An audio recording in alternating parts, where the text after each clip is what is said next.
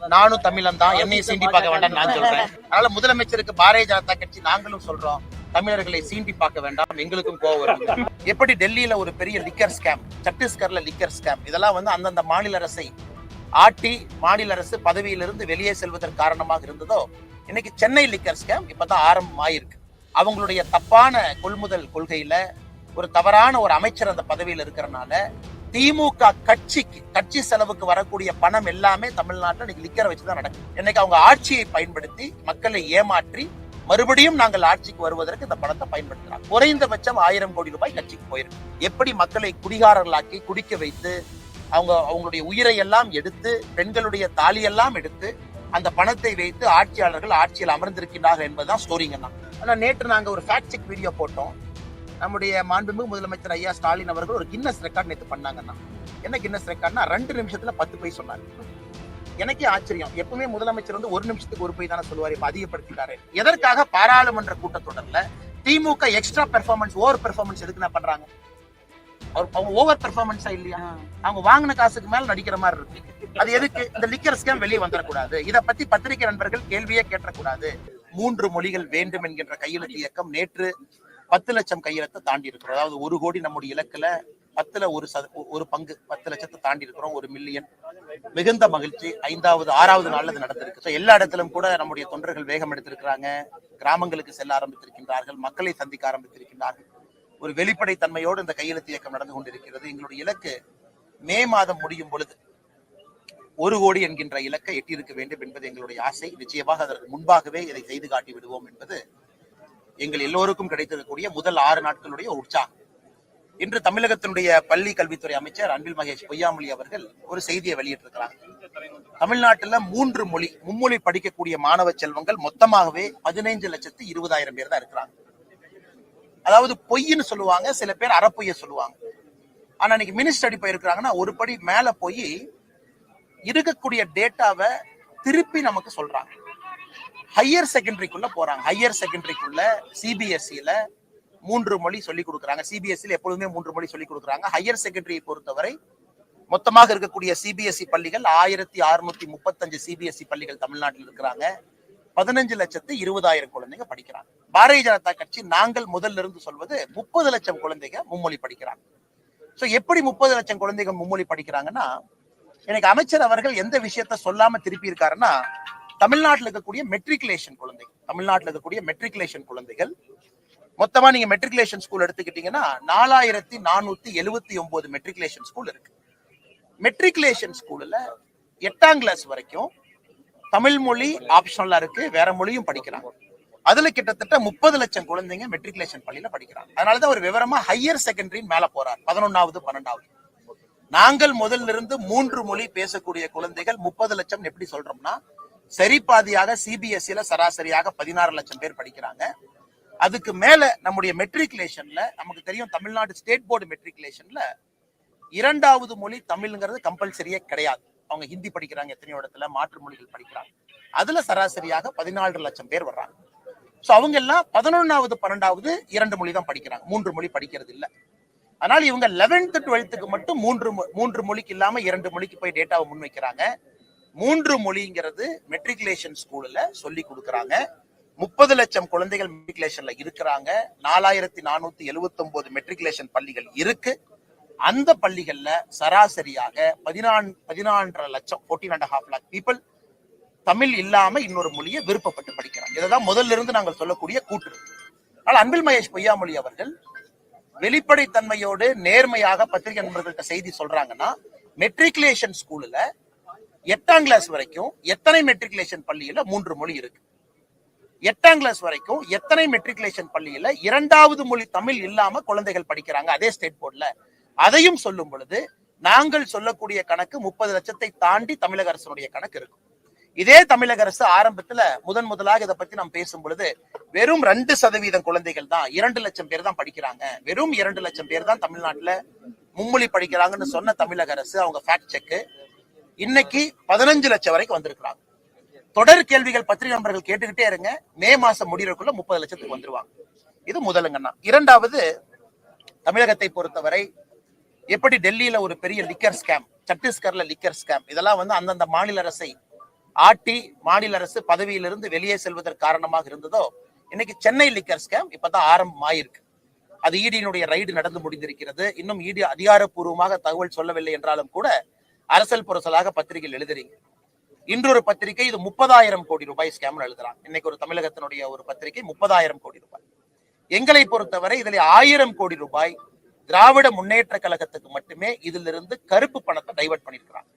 இந்த லிக்கர் ஸ்கேமை பொறுத்த வரைக்கும் 1000 கோடி ரூபாய்க்கு குறைந்தபட்சம் திராவிட முன்னேற்ற கழக அரசு அவங்களுடைய தப்பான கொள்முதல் கொள்கையில ஒரு தவறான ஒரு அமைச்சர் அந்த பதவியில் இருக்கிறனால திமுக கட்சி செலவுக்கு வரக்கூடிய பணம் எல்லாமே தமிழ்நாட்டில் இன்னைக்கு லிக்கரை வச்சுதான் நடக்குது. தமிழ்நாட்டில் இருக்கக்கூடிய மதுபானை ஆலைகள் டாஸ்மார்க் அங்கிருந்து கொள்முதல் பண்றதுல இவங்க பண்ணக்கூடிய குளறுபடி first hand sales, second hand sales, நேரடியாக டாஸ்மாக் மூலமாக தனியாக எடுக்கக்கூடியது. அதுக்கு எந்த விதமான வரி கிடையாது. அதுல வரக்கூடிய பணம் அதுதான் திமுகவினுடைய தேர்தல் 2024 தேர்தல் செலவு. 2026க்கு திராவிட முன்னேற்ற கழகம் எல்லா தொகுதியிலும் பதுக்க ஆரம்பித்திருக்கக்கூடிய பணம். இந்த இரண்டும் தமிழ்நாட்டில் வெறும் மதுபான ஆலைகள் லிக்கரை வச்சு மட்டும் திராவிட முன்னேற்ற கழக கட்சி இன்னைக்கு அவங்க ஆட்சியை பயன்படுத்தி மக்களை ஏமாற்றி மறுபடியும் நாங்கள் ஆட்சிக்கு வருவதற்கு இந்த பணத்தை பயன்படுத்துறாங்க. குறைந்தபட்சம் 1000 கோடி ரூபாய் கட்சிக்கு போயிருக்கு. இது எதற்காக நான் சொல்றேன் அப்படின்னாங்க, முதலாக தமிழகத்துல டாஸ்மார்க்கை பத்தி ரொம்ப தீவிரமா நம்ம பேசிட்டு வர்றோம். ஆனா இன்னைக்கு டாஸ்மார்க் நிறுவனங்கள், அதுக்கு சப்ளை பண்ணக்கூடிய மதுபானை ஆலயங்கள், டாஸ்மார்க் அரசு நிறுவனம், இதையெல்லாம் அவங்க கம்பைண்டாக இடி கையில் எடுத்திருக்கிறாங்க. இதுல இருந்து நமக்கு என்ன தெரியுதுனாங்க, டாஸ்மார்க் நிறுவனமும் மதுபான ஆலைகளும் ஒன்றாக இணைந்து தமிழ்நாட்டினுடைய லிக்கர் பாலிசி இவங்களே பிக்ஸ் பண்றாங்க. எந்த நிறுவனம் எவ்வளவு கொடுக்கணும், டிஆர் பாலா அவங்க நிறுவனமா இருந்தா டாஸ்மார்க் அதிக சப்ளை பண்ணணும், இவர்களுக்கு ஆகாத நிறுவனமா இருந்தா கம்மியா சப்ளை பண்ணணும். அதிலும் அந்த நிறுவனம் டாஸ்மார்க்கு எவ்வளவு சப்ளை பண்ணும், டாஸ்மார்க்கு வராம எவ்வளவு சப்ளை பண்ணும். வருகின்ற காலத்துல பத்தி நிறைய பேசுவாங்கன்னா ஈடியினுடைய அதிகாரப்பூர்வமான அறிக்கை வரட்டும், வர்ற வரைக்கும் நம்ம காத்திருப்போம். இன்னைக்கு முன்னணி பத்திரிகை நண்பர்கள் எல்லோரும் நீங்க எடுக்க ஆரம்பிச்சிட்டீங்க, கையில பேச ஆரம்பிச்சிட்டீங்க. இது இன்னைக்கு பேச வேண்டிய சப்ஜெக்ட். இதுதான் 2026 தேர்தல் வரைக்கும் தமிழ்நாட்டில் இருக்கக்கூடிய பத்திரிகை நண்பர்கள் பேசணும். எப்படி மக்களை குடிகாரர்களாக்கி குடிக்க வைத்து அவங்களுடைய உயிரை எல்லாம் எடுத்து, பெண்களுடைய தாலியெல்லாம் எடுத்து, அந்த பணத்தை வைத்து ஆட்சியாளர்கள் ஆட்சியில் அமர்ந்திருக்கின்றார்கள் என்பதுதான் ஸ்டோரிங்கண்ணா. அடுத்த ஒரு வருடத்திற்கு இதை தவிர எதுவும் பேசக்கூடாது என்பது பாரதிய ஜனதா கட்சியினுடைய ஒரு தாழ்மையான கோரிக்கையும் கூட. கேள்வி கேளுங்க. சிறப்பா போய்கிட்டு இருக்கும்போது மும்மொழி கொள்கைக்கு என்ன அவசியம் வந்தது? அறிவுள்ளவர்கள் இதை ஏற்றுக்கொள்வார்களா? சரி, பிடிஆர் பையன் இதெல்லாம் படிக்கிறாரு.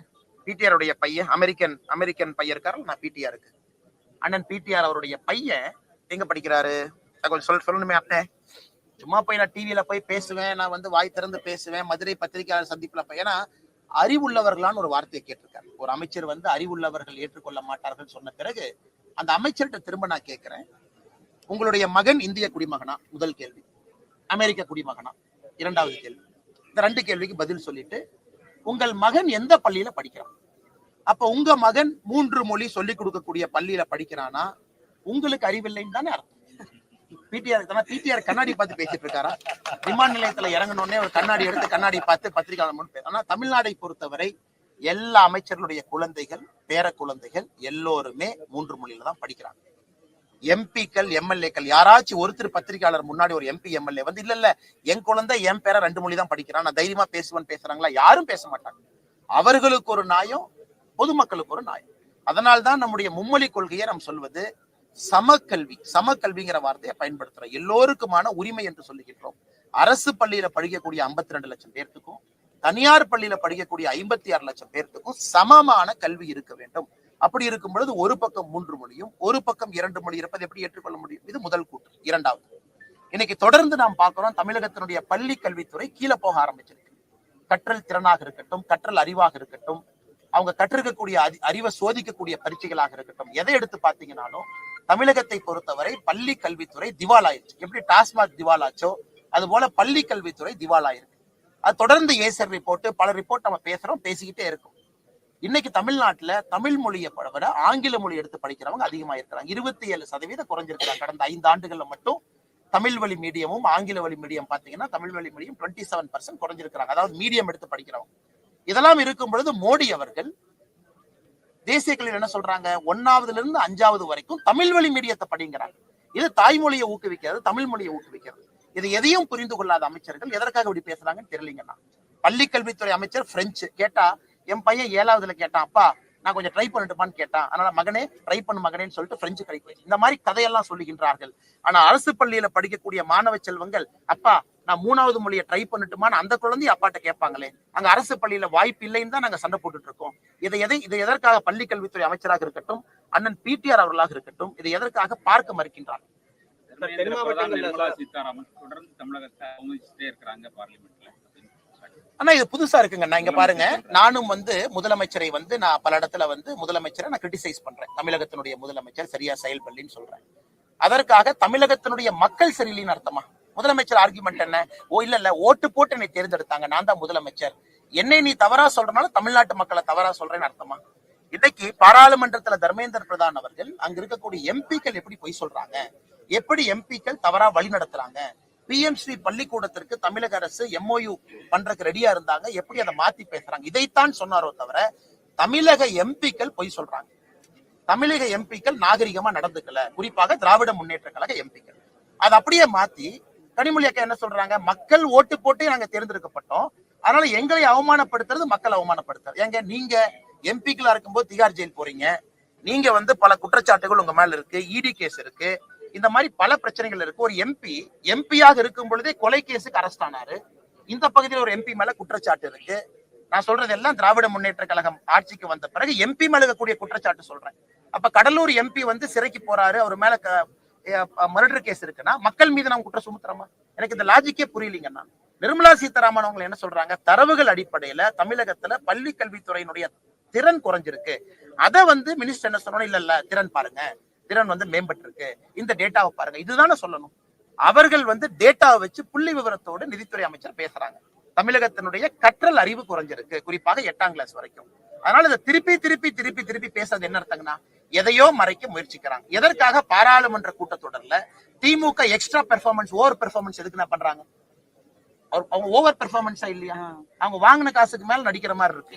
அது எதுக்கு? இந்த லிக்கர் ஸ்கேம் வெளியே வந்துடக்கூடாது, இதை பத்தி பத்திரிகை நண்பர்கள் கேள்வியே கேட்டக்கூடாது, லிக்கர் ஸ்கேமுக்குள்ளேயே சப்ஜெக்ட கொண்டு வராம சம்பந்தம் இல்லாம சுத்தலாம். திமுக எம்பிக்கள் இந்த பாராளுமன்ற கூட்டத்தொடர்ல ஓவர் பெர்ஃபார்மன்ஸ் பண்ணிட்டு இருக்காங்க. அது தமிழக மக்களும் கண்டுபிடிச்சிட்டாங்க. சம்பந்தமே இல்லாம பொய் சொல்றாங்க. தர்மேந்திர பிரதான் அவர்கள் மீது பொய் குற்றச்சாட்டு வைக்கிறாங்க. அம்மா நிர்மலா சீதாராமன் அம்மாவின் மீது பொய் குற்றச்சாட்டு வைக்கிறாங்க. பாஜக ஒவ்வொரு நடவடிக்கையும் கூட்டாட்சி தத்துவத்துக்கு விளக்குவதாக இருக்குன்னு சொல்லி கனிமொழி சொல்றாங்க. மொழி சொல்லுங்க சார். பாஜக ஒவ்வொரு நடவடிக்கை ஒவ்வொரு அழுத்தமே கூட்டாட்சிக்கு விளக்குவதாகவே இருக்குது, கூட்டாட்சி தத்துவத்துக்கு எதிராக இருக்குன்னு சொல்லி கனிமொழி சொல்றாங்க. ஆனா நேற்று தர்மேந்திர பிரதான் அவர்கள் பேசும்பொழுது சொன்னாங்க, என்னுடைய தங்கை கனிமொழி அவர்களுக்கு தெரியும், என்னுடைய அதிகாரப்பூர்வமான அமைச்சர் அறைக்கு கனிமொழி அவர்கள் இந்த மும்மொழி கொள்கையை பற்றி, தேசிய கல்வியை பற்றி என்கிட்ட பேசிட்டு போனாங்க. அன்பில் மகேஷ் பொய்யாமொழி அவர்கள் கனிமொழி. அதனால சூசகமா சொன்னாங்க, சகோதரி கனிமொழிக்கு எல்லாம் என்ன நடந்ததுன்னு தெரியும், அதை நான் இந்த அவையில சுட்டி காட்ட விரும்பவில்லை, அது நாகரீகமாக இருக்காதுன்னு சொன்னாங்க. அதனால கனிமொழி அக்கா உள்ள என்ன சொல்லியிருப்பாங்க, மினிஸ்டர் நினைச்சிருப்பாங்க ஆல்ரெடி குடும்பத்துக்குள்ள கனிமொழி அக்காக்கு பிரச்சனை, அவங்க என்ன பேசினாங்கிற உண்மையை சொன்னா மறுபடியும் கனிமொழி அக்காக்கு அதிக பிரச்சனை தான் ஆகும்னு நினைச்சிருக்கலாம். அதனால்தான் அவர் சூசகமாக கனிமொழி அக்கா என்னுடைய அறைக்கு என்ன பேசிட்டு போனாங்க பிஎம்ஸ்ரீ பள்ளிக்கூடத்தை பத்தி நான் சொல்ல விரும்பல. அதனால கனிமொழி அக்காவை பொறுத்தவரை நல்லா புரிஞ்சுக்கணும், கனிமொழி அக்காவுடைய மகன் சிங்கப்பூர் சிட்டிசன். அதிகாரப்பூர்வமா சொல்றேன், எல்லாருக்கும் தெரியும். தென் மாவட்டங்கள் ஆனா இதுங்க நம்ம முடிச்சிடறேன் என்ன கேள்வி. சிங்கப்பூர் சிட்டிசன், அவங்க வேறு விதமான கல்வி படிக்கிறாங்க. கனிமொழி அக்கா அவர்கள் எந்த நியாயத்துல அரசு பள்ளி குழந்தைகள் இப்படித்தான் படிக்க வேண்டும் என்று தீர்மானிக்கிறது அக்காவுக்கு என்ன உரிமைன்னு நான் கேட்கிறேன். அரசு பள்ளி மாணவ செல்வங்களுக்கு 3 மொழி கொடுப்போம், அவங்க எடுத்து படிக்க போறாங்க. கையெழுத்து இயக்கம் 10 லட்சம் தாண்டி இத்தனை பேர் கையெழுத்து போடுறாங்க. தமிழக மக்கள் குரல் ஒரு பக்கம் இருக்கு. உங்க மகனுக்கு ஒரு நியாயம், ஃபாரின் சிட்டிசனா இருக்காரு, ஃபாரின் எஜுகேஷன் கிடைக்குது. ஏழை குழந்தைகளுக்கு ஒரு நியாயம்னா எப்படி ஏத்துக்குவாங்க? இரண்டாவது, கனிமொழி அக்கா இன்னொரு விஷயத்த புரிஞ்சுக்கணும். கூட்டாட்சி தத்துவத்துக்கு உதாரணம் என்னன்னா, கலைஞர் கருணாநிதி ஐயா வீட்டுல ரைடு நடக்குது, இன்கம் டாக்ஸ் ரைடு. இன்னொரு புளோர்ல காங்கிரஸ்காரங்க எலெக்ஷனை பத்தி பேசுறாங்க. இதுதான் கூட்டாட்சி தத்துவமா இல்லைன்னு அக்கா சொல்லட்டும். இன்கம் டாக்ஸ் ரைடு கலைஞர் ஐயாவுடைய வீட்டுல, மீனிங் அவங்களுடைய குடும்பத்துல நடக்கும் பொழுது தமிழ்நாட்டுல எலெக்ஷன் எப்படி நடக்கணும், எவ்வளவு சீட்டு கொடுப்பீங்கன்னு பேரா 2 பேசலையா? இது கூட்டாட்சி இல்லையா? இன்னைக்கு நீங்க காங்கிரஸோடு இருக்கீங்க, அதே காங்கிரஸோடு நீங்க இருக்கிறீங்க, அதே காங்கிரஸோடு இருக்கிறீங்க. காங்கிரஸ் எப்படி உங்களை நசுக்கி பிழிஞ்சதுன்னு தெரியாதா? எப்படி உங்கள் மேல 356 பயன்படுத்தி ஆட்சியிலிருந்து டிஸ்மிஸ் பண்ணாங்கன்னு தெரியாதா? நாங்க 11 ஆண்டுகள் ஆட்சியில் இருக்கோம். தமிழகத்தில் இருக்கக்கூடிய திராவிட முன்னேற்ற கழக ஆட்சியை 356 பயன்படுத்தி இருக்கமா? இல்லை. இன்னைக்கு அதே காங்கிரஸோட, அதுதான் கூட்டாட்சி தத்துவத்திற்கு எதிரி. 356 பயன்படுத்திய காங்கிரஸோடு இருக்கிறீங்க. உங்க குறவளைய நசுக்கி மிரட்டின காங்கிரஸோடு இருக்கிறீங்க. இந்திரா காந்தி அம்மையார் உங்களுக்கு என்னவெல்லாம் செஞ்சாங்கன்னு உங்களுக்கு நல்லா தெரியும். அவர்களோடு இருக்கிறீங்க. இன்னைக்கு கனிமொழி அக்கா எங்களை பார்த்து பாரதிய ஜனதா கட்சி கூட்டாட்சி தத்துவதற்கு எதிரான கட்சினா எப்படி ஏத்துக்க முடியுங்கன்னா? தென் மாவட்டங்கள்ல தொடர்ச்சியா மோதல்கள் அதிகரிக்குதுன்னு, அது நம்ம ஸ்கூல் பசங்க பாத்தீங்கன்னா ஜாதிய மோதல், அருவாள் கலாச்சாரம் தொடர்ச்சியா வந்துட்டு இருக்கு. 2 நாள் முன்னாடி கூட ஸ்கூல் பையனை வெட்டி இருக்காங்க. பள்ளிக்கூடத்துல படிக்காம வேற ஏதோ செஞ்சுக்கிட்டு இருந்தா திமுக அரசு இரும்பு கரம் கூட அடக்குதுன்ற மாதிரி எல்லாம் சொல்றாங்க. அந்த இரும்பு கரத்தை நான் பாக்கணும்னா, அந்த இரும்பு கரத்தை, மாயாவி இரும்பு கரத்தை முதலமைச்சர் அவர்கள் அவருடைய கிளவுஸ் எல்லாம் திறந்து மக்கள்கிட்ட இதான் இரும்பு கரன் காட்டணும். அது பித்தாளையா, இரும்பா, களிமண்ணா, அது என்ன இரும்பு கரன் பார்க்கணும். என்னை பொறுத்தவரை இன்னைக்கு அது இரும்பு கரம் இல்லைன்னு, அது வந்து களிமண்ல இருக்கு. ஓங்கி குத்துனீங்கன்னா களிமண் உடைஞ்சு போயிடும். களிமண் கரத்தை வைத்துக் கொண்டு மாண்புமிகு முதலமைச்சர் ஐயா அவர்கள் இரும்பு கரம் என்று பொய் சொல்லுகின்றார். இது முதல். இரண்டாவதுங்கன்னா, பள்ளிக்கூடத்துல கற்றல் திறன் குறையுதுன்னு நான் சொல்றேன் பாருங்கன்னா, கற்றல் திறன் குறையுது, ஜாதிய வன்முறைகள் அதிகமாகுது. அப்ப பள்ளிக்கூடத்துக்குள்ள என்ன வேலை நடக்கணுமோ அது நடக்காம வேற ஏதோ வேலை நடக்குது. அப்ப மாண்புமிகு ஆசிரியர் பெருமக்கள், தமிழக அரசு எல்லோருக்கும் நான் கேட்கக்கூடிய கேள்வி, தமிழக அரசு ஃப்ரீடம் கொடுக்குறாங்கன்னா ஆசிரியர் பெருமக்கள் ஃப்ரீடமா வேலை செய்வாங்க. தமிழக அரசு ஃப்ரீடம் கொடுக்கல. அதனால ஆசிரியர் பெருமக்களுடைய வேலையும் கூட உங்க கையை கட்டி போட்டு, எப்படி காவல்துறையினுடைய கை கட்டி போடப்பட்டிருக்கிறதோ அதுபோல தமிழகத்தினுடைய ஆசிரியர் பெருமக்களுடைய கையும் கட்டி போடப்பட்டிருக்கிறது. அதனால என்ன? கற்றல் அறிவு குறையுது. இன்னைக்கு ஒண்ணுமேல திறமையான ஆசிரியர்கள் இருக்கிறாங்க அதே தமிழகத்துல. அதே ஆசிரியர் பெருமக்கள் excellent, one of the outstanding. அவங்கள ஃப்ரீயா விட்டா போதும், பெர்ஃபார்மன்ஸ் ஆசிரியர் பெருமக்கள் கொடுத்துருவாங்க. எதுவுமே செய்யாம ஸ்கூல்லையும் எஜுகேஷனல் ப்ரொபகேண்டாவா பயன்படுத்துறாங்க. ஸ்கூல்ல நடக்கக்கூடிய ஒரு விஷயமும் பாருங்க. நான் முதல்வன், யாராச்சும் போய் உட்கார்ந்து பாருங்கன்னு 40 நிமிஷம் திராவிட சித்தாந்தம் தான் பேசுவாங்க. நான் முதல்வன் போய் யாராச்சும் சைலண்டா உட்கார்ந்து பாருங்க, 40 நிமிஷம் திராவிட சித்தாந்தத்தை பேசுவாங்க. அதான் நான் முதல்வனா? அதான் நோக்கமா?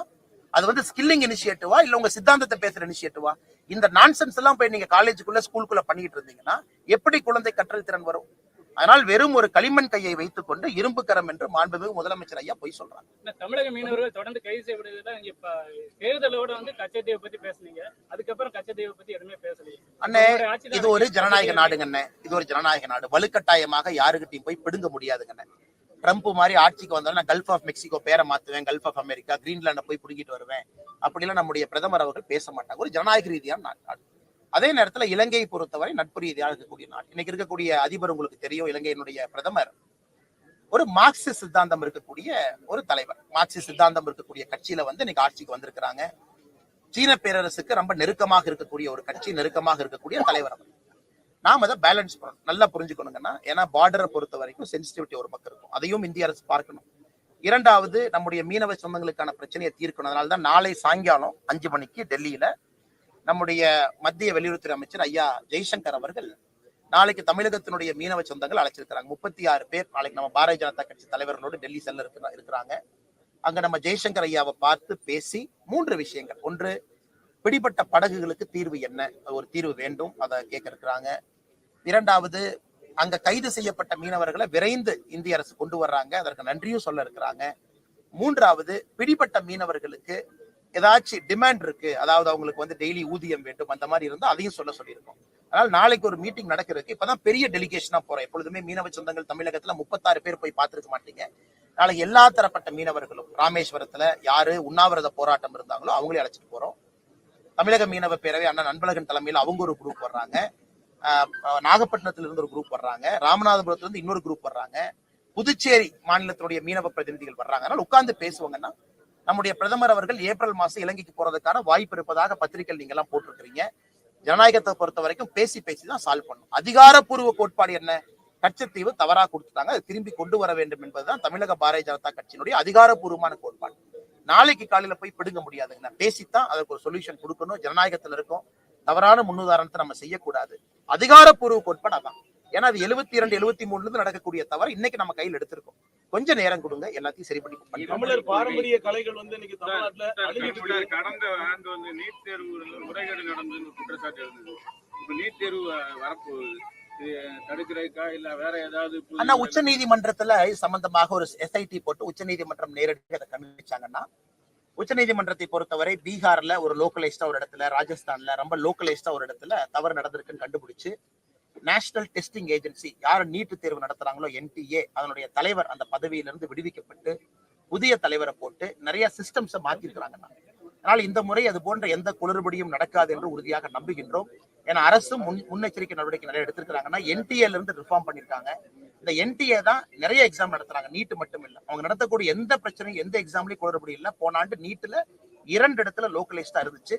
அதனால இந்த ஆண்டு மாணவ செல்வங்கள் தைரியமா வழக்கம் போல சிறப்பா எழுதி தமிழ்நாட்டுக்கு பெருமை சேர்ப்பாங்கிற நம்பிக்கை இருக்கு.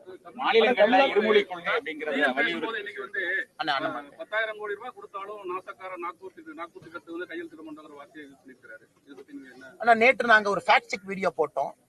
நம்முடைய மாண்புமிகு முதலமைச்சர் ஐயா ஸ்டாலின் அவர்கள் ஒரு கின்னஸ் ரெக்கார்ட் நேற்று பண்ணாங்கன்னா, என்ன கின்னஸ் ரெக்கார்ட்னா 2 நிமிஷத்துல 10 பொய் சொன்னாரு. எனக்கே ஆச்சரியம். எப்பவுமே முதலமைச்சர் வந்து 1 நிமிஷத்துக்கு ஒரு பொய் தானே சொல்லுவாரு, இப்ப அதிகப்படுத்திட்டாரு. அதனால நீங்க எங்க வீடியோவை பார்க்கணும். நான் அதை சும்மா ஜோக்குக்காக சொல்லிங்கன்னா 2 நிமிஷத்துல முதலமைச்சர் சொன்ன 10 பொய்யும் கண்டுபிடிச்சு அதுக்கு நாங்க உண்மையை சொல்லியிருக்கோம். தேசிய கல்விக் கொள்கை எதுக்கு வருதுன்னா உங்ககிட்ட இருந்து கல்வியை பிடுங்க, தேசிய கல்விக் கொள்கை எதுக்கு வருதுன்னா உங்களுக்கு உங்க மேல சமஸ்கிருதத்தை திணிக்க, இது போன்ற பொய்யை மக்களால் தேர்ந்தெடுக்கப்பட்ட அரசியல் சாசனத்தில் இருக்கக்கூடிய ஒரு முதலமைச்சர் சொல்றாங்க. இது எப்படி ஏற்றுக்க முடியுங்கன்னா இது ஒன்று. அதே மாதிரி ஒரு பொய்யத்தான் நாக்பூர்னு முதலமைச்சர் அவர்கள் தொடர்ந்து சொல்றாங்க. நாங்க சொல்றோம் நாக்பூரை விடுங்கன்னு, கோபாலபுரத்துக்காரங்க குழந்தைங்க நல்லா இருக்கணுங்கிறதுக்காகத்தான் உங்களுக்கு வந்து 2 மொழி கொள்கை வேண்டுமா? நாக்பூரை விடுவோம், கோபாலபுரத்துக்கு வருவோம். கோபாலபுரத்தில் இருக்கக்கூடியவங்க மெட்ரிகுலேஷன் பள்ளி, கோபாலபுரத்தில் இருக்கிறவங்க CBSE பள்ளி நடத்த, கோபாலபுரத்தில் இருக்கவங்க அதனால தமிழ்நாட்டை பொறுத்தவரை இது இருமொழி கொள்கை இல்ல, கோபாலபுரத்து மாடல். இது 2 மொழி கொள்கை இல்ல. நாக்பூர் மாடல்ல அப்புறம் பேசுவேன்னா. அதாவது முதலமைச்சர் அவர்கள் கோபாலபுரத்து மாடலை கொண்டு வர்றாரு. நாங்க பாரதிய மாடல் 3 மொழி படிக்கணும்னு சொல்றோம், தமிழக மாடல் சொல்றோம். இது கோபாலபுரத்து மாடலுடைய இருமொழி கொள்கை ஜெயிக்குமா இல்ல இந்திய மாடல் 3 மொழி கொள்கை ஜெயிக்குமான்னு பொறுத்திருந்து பார்ப்போம். நான் என்னதான் பேசினாலும் எலெக்ஷனுக்கு முன்னாடி எந்த தீர்வும் கிடைக்க போறது இல்ல. 2027 இன்னைக்கு ஆந்திரா முன்னாள் முதலமைச்சரை பார்த்து நம்மள எம்பிக்கள் அமைச்சர்கள் பாக்குறாங்க, நவீன் பட்நாயக் பாக்குறாங்க. பார்க்கறீங்க ஆதரவு அண்ணே. இதுல அதாவது முதலமைச்சரை பொறுத்தவரை அவருடைய பொலிட்டிக்கல் பிரச்சனை, அதாவது இந்த மொழியை வைத்துத்தான் அவர்களுடைய அரசியலை கட்டமைச்சிருக்கிறாங்க. 1965 இருந்து இந்த மொழியை வச்சுதான் கட்டமைச்சிருக்கிறாங்க. இன்னைக்கு மக்கள் சொல்றாங்க, நீ சொன்ன தமிழ் மொழியும் நீ வளர்த்தல, மத்த மொழிகளையும் நீ படிக்க விடல, அதே நேரத்துல கற்றல் திறனும் குறைய ஆரம்பித்திருக்கிறது என்று மக்கள் பேச ஆரம்பிச்சிட்டாங்க. அதனால முதலமைச்சருக்கு வேற வழி இல்லை. இன்னைக்கு ஒரு இடத்துக்கும் இங்க இருந்து அனுப்புறாங்க. ஏன்னா 22ஆம் தேதி நடக்கக்கூடிய கூட்டத்துக்கு யாரும் வரமாட்டாங்க இருக்கா, இன்னைக்கு யாரும் அனுப்பி அண்ணன் நீங்க வரலாம் பரவாயில்ல, உங்க ஜூனியர்னாச்சும் அனுப்பிடுங்க, 10 பேரை நீ சுத்தி உட்காரணும் அப்படிங்கறதுக்காக முதலமைச்சர் முயற்சி பண்றதா நான் பாக்குறேன். 2வது, சந்திரபாபு நாயுடு மிக தெளிவா இருக்கிறாங்க. இதற்கு முன்பு NDAல இருந்தவங்க இல்லாதவங்க இன்னைக்கு NDAல இருக்கிறாங்க. 2 மொழி 3 மொழி என்ன 10 மொழிகளுக்கு நான் ஆப்ஷன் கொடுக்குறேன், மக்களுக்கு என்ன வேணுமோ படிக்கணும். அதையும் நம்ம பாக்குறோம் இந்தியாவில. அதே போல காங்கிரஸ் ஆளுகின்ற மாநிலத்துல புதிய கல்விக் கொள்கையை ஏத்திருக்கிறாங்க, அதையும் பாக்குறோம். கர்நாடகா மாநிலத்துல காங்கிரஸ் இருக்கு, PM ஸ்ரீ கல்விக்கு MOU கொடுத்திருக்காங்க, அங்க PM ஸ்ரீ பள்ளிகள் இருக்கு, அதையும் பாக்குறோம். தெலங்கானால காங்கிரஸ் இருக்கு, அங்கேயும் PhDக்கு அனுமதி கொடுத்திருக்காங்க. இன்ஃபேக்ட் தெலங்கானால இதற்கு முன்பு ஜெகன்மோகன் ரெட்டி அவர்கள் என்ன பண்ணி வச்சிருந்தாங்கன்னா ஆங்கில மீடியத்தை கொண்டு வந்தாங்க. எங்கேயுமே தெலுங்கு மீடியம் கிடையாது, தெலுங்கு மீடியத்தை ரிமூவ் பண்ணி ஒன்லி இங்கிலீஷ் மீடியம். இன்னைக்கு அவங்களும் மற்ற மொழிகள் கத்துக் கொடுக்கணும்னு நினைக்கிறாங்க. அதனால முதலமைச்சர் அவர்கள் எப்படி நீட்டுக்கு ஒரு முதலமைச்சரை சந்தித்து பேசினாங்களோ, எப்படி தோல்வியில முடிஞ்சதோ அதே போல்தான் இதுவும் தோல்வியில முடியும். 22ஆம் கூட்டத்துக்கு வரலாம், சில பேர் வருவாங்க, ஜூனியர் மினிஸ்டர்ஸ் வருவாங்க. அதனால் எந்த பிரயோஜனமும் தமிழக முதலமைச்சருக்கு ஏற்பட போவது இல்லைங்க. தமிழ்நாட்டுல நெல் கொள்முதல்ல வந்து ஊழல் நடந்திருக்கிறது அறப்போர் இயக்கம் சொல்லியிருக்காங்க. 300 கோடி ஊழல். பிஜேபி நிலைப்பாடு அண்ணே, நெல் கொள்முதலை பொறுத்த வரைக்கும் 2 விஷயம் நம்ம புரிஞ்சுக்கணுங்க. ஊழலை பத்தி பேசுவதற்கு முன்பு one of the most inefficient நெல் கொள்முதல் இந்தியாவில் நடக்கிறதே தமிழ்நாட்டில் தான். அதனால நிச்சயமா ஊழல் வர வாய்ப்பு இருக்கு. ஏன் இன்எஃபிஷியன்ட்னா, இவங்க நெல் கொள்முதலே இவங்க செய்யக்கூடிய வேலையெல்லாம் பாருங்க. ஈரப்பதம் ஆரம்பிச்சு நெல் கொள்முதலை வாங்கி வெளியே போடுறது, தவறான நெல்லை, அதாவது நெல்லுக்கு எழுதுற கணக்கும் உள்ள வரக்கூடிய கணக்கும் பல இடத்துல வேறுபாடுகள் இருக்குது. FCI பல இடத்துல சுட்டி காட்டியிருக்காங்க. அதனால அறப்போர் இயக்கம் இதுல எதை பாயிண்ட் பண்ணிருக்காங்கன்னு தெரியலீங்கன்னா அதை பார்த்துட்டு ஸ்பெசிபிக்கா அவங்க அலிகேஷனுக்கு நான் பதில் சொல்றேன். ஆனா தமிழகத்தை பொறுத்த வரைக்கும் நெல் கொள்முதல் இந்தியாவிலே one of the most inefficient handling இங்க தான் நடக்குது. காரணம், மாநில அரசுக்கு அக்கறை இல்லை, சுத்தமா அக்கறை. வெறும் FCI இருக்கக்கூடிய 4 கவர்மெண்ட் ஆபீசர்ஸ் இங்கேயும் ஓடி நெல்லை வாங்கிட்டு இருக்கிறாங்க. அதனால அறப்போர் ஸ்பெசிபிக்கா என்ன சொல்லிருக்காங்கன்னு பார்த்துட்டு பின்னாடி நான் பேசுறேன். சட்டமன்ற தேர்தலுக்கு 1 ஆண்டுகள் தான் இருக்கு. இந்த ஆண்டு வரக்கூடிய எலெக்ஷன் வந்து பாஜகவின் வியூகம் கூட்டணி குறித்து ஏதாவது? ஆனா கூட்டணியை பொறுத்தவரை பலமாக நல்லா போயிட்டே இருக்குங்கன்னா ஒரு நாளும் கூட இன்னும் 1 ஆண்டு காலம் இருக்கு. முதலமைச்சர் அவர் கனவுல இருக்கார். அவரு கூட்டணி ஸ்ட்ராங்கா இருக்கு, நம்ம கூட்டணி ஸ்ட்ராங்கா இருக்கறனால நம்ம ஜெயிச்சிருவோம். முதலமைச்சர் வைத்திருப்பது அவர் மீது நம்பிக்கை இல்ல, கூட்டணி மீது நம்பிக்கை. இன்னைக்கு யாரும் பிரிஞ்சு போகாம இருந்தா இவங்க 2%, இவங்க 4%, 6% எல்லாம் சேர்த்து 3% வரும். அதனால எல்லாம் இன்னைக்கு தவிடுபடி ஆகும்னா அவங்க கூட்டணியை பத்தியே பேசல, மக்கள் முடிவெடுப்பாங்க. நமக்கு வேண்டாம் என்று முடிவு செய்து விட்டால் பெரிய கூட்டணி சின்ன கூட்டணி பார்க்க மாட்டாங்க. இன்னும் நிறைய நாட்கள் இருக்கு. வருகின்ற காலத்துல அதை பத்தி விரிவா பாரம்பரிய பேசுவாங்க. கலைகள், உணவுகள், மருத்துவம் மூணு இன்னைக்கு வந்து தமிழ்நாட்டுல கீழ்நிலைக்கு போயிட்டு இருக்கு. காரணம் என்ன? நோய்களுக்கு மூல காரணமே பாரம்பரிய உணவுகளை விட்டுட்டு போனதான். பாத்தீங்கன்னா இந்திக்காரர்களுடைய நாசிக் டோல தமிழ்நாட்டில் எல்லா அரசியல்வாதிகளும் விரும்புறாங்க. அதே போல கேரளா செண்டை மலத்தையும் விரும்புறாங்க. ஆனா தமிழர் கலைகளை அரசியல்வாதிகள் ஏற்க இல்ல, நீங்க சொல்றதை நான் ஏத்துக்கிறேன். நீங்க நல்ல பாயிண்ட் சொல்றீங்க, நான் ஏத்துக்கிறேன். உதாரணத்துக்கு நம்முடைய பாரத பிரதமர் நரேந்திர மோடி ஐயா அவர்கள் பறக்கலை, குறிப்பா வந்து அதுல இருக்க ஆமா பறக்கலை ஒரு அற்புதமான தமிழகத்தினுடைய ஆதி தமிழர் கலை. அதை இன்னைக்கு ஊக்குவிச்சு பார்த்து வேலுவாசான் ஐயாவை கூட்டிட்டு வந்து பத்மஸ்ரீ கொடுத்தாங்க. நான் வேலுவாசான் ஐயா வந்து என்னோட இல்லத்திற்கு அழைத்திருந்தேன் உணவு சாப்பிடணும்னு சொல்லிட்டு. வேலுவாசான் ஐயா இல்லத்துக்கு வந்தாங்க, என்னோட உணவு சாப்பிட்டு போனாங்க. அதை நான் பத்திரிகையில போடல, தேவையில்லை, பர்சனல் சொல்லிட்டு. அப்ப வேலுவாசான் ஐயா ஒரு பெரிய கனவு என்கிட்ட சொன்னாங்க. நான் வந்து இந்த பறை இசை பறை கலைக்கு ஒரு சென்டர் ஆஃப் எக்ஸலன்ஸ் பில்ட் பண்ணணும், நான் இங்க வந்து ட்ரெயின் பண்ணணும், எனக்கு 2 ஃப்ளோர்ல வந்து பில்டிங் வேணும். நான் சொல்லியிருக்கேன், நீங்க கவலைப்படாதீங்க, நீங்க விருது வாங்கிட்டு வாங்க, பாரதிய ஜனதா கட்சி உங்களோடு இருக்கின்றோம், ஒரு கிரௌட் ஃபண்டிங் பண்ணி இதை பண்ணுவோம். இன்னைக்கு பிரதமர் அவர்கள் மேலிருந்து ஒரு மனிதனை கண்டுபிடிச்சு ஒரு விருது கொடுப்பதன் மூலமாக பெருமைப்படுத்தி தமிழக மக்களுக்கு செய்தி சொல்றாங்க. இதெல்லாம் மாநில அரசு சும்மா முதலமைச்சர் கேம்ப் ஆபீஸ் கூப்பிடுறாரு, போட்டோ எடுக்கிறாரு, அனுப்புறாருன்னு இருக்கக்கூடாதுங்க. வேலாசான் ஐயாவை கூப்பிட்டு 50 லட்சம் 1 கோடி கொடுக்குறோம், சென்டர் ஆஃப் எக்ஸலன்ஸ் உருவாக்குங்க, பறை இசைக்கு நிறைய இளைஞர்களை கொண்டு வாங்க. இந்த மாதிரி பண்ணாத்தாங்கன்னா தமிழகத்தினுடைய ஆதி கலைகள் பாரம்பரிய கலைகள்லாம் போகும். இது ஒரு கலையிலிருந்து பல கலை சொல்றோம். நாம கடந்த 11 ஆண்டுகளாக கொடுத்திருக்கக்கூடிய பத்மா விருதுல ஒரு முறை நீங்க பாருங்க, அடிப்படை அந்தந்த மாநிலத்தினுடைய பாரம்பரிய ஆதி கலைகளுக்கு தான் முக்கியம் கொடுக்கிறோம். இன்னொரு பக்கம் மோடி அவர்கள் சாதாரண உணவுல இருந்து மில்லட்ஸ், இயர் ஆஃப் மில்லட்ஸ் 2024 சிறுதானியங்கள் அதை சாப்பிடுங்கிறாங்க.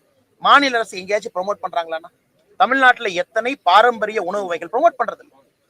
ஆசாதிக்கு அமிர்த் மகோத்சவ் ஒரு ஆண்டு முழுவதுமே தமிழ்நாட்டில் இருக்கக்கூடிய சுதந்திர போராட்ட வீரர்களை கண்டுபிடித்து டெல்லியில் இருந்து மரியாதை கொடுத்து பண்றாங்களா? இல்ல. அதனால தமிழக அரசை பொறுத்தவரை இவங்க பேசுறதெல்லாம் பெரிய பெரிய விஷயம் பேசுறாங்க.